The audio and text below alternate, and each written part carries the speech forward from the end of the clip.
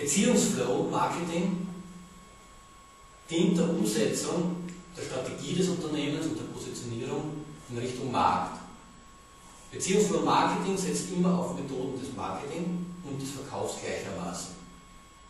Es geht letztlich darum, aus der Masse der Menschen jene herauszufiltern, die für ihre Produkte, für ihre Leistungen geeignet sind, die sich dafür interessieren.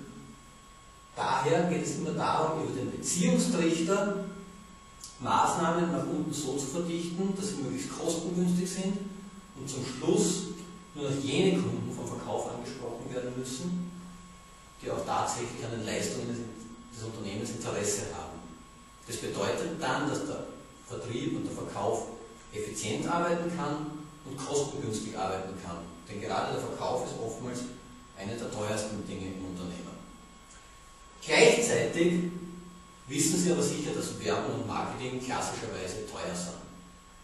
Klassische Werbemaßnahmen, klassische Marketingmaßnahmen kosten relativ viel Geld.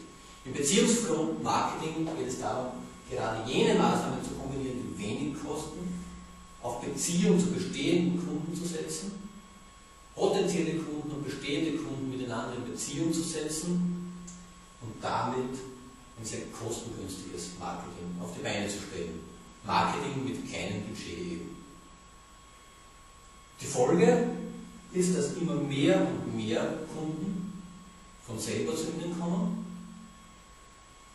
und Sie im Verkauf maximale Effizienz erreichen. In der Umsetzung setzen wir dabei auf Coaching, das heißt, wir entwickeln mit Ihnen als Unternehmer, als Verantwortliche für Marketing und Verkauf Ihren Marketingtrichter, Ihren Beziehungstrichter gemeinsam, sodass Sie dann die bestmögliche effiziente Mischung und kostengünstigste Mischung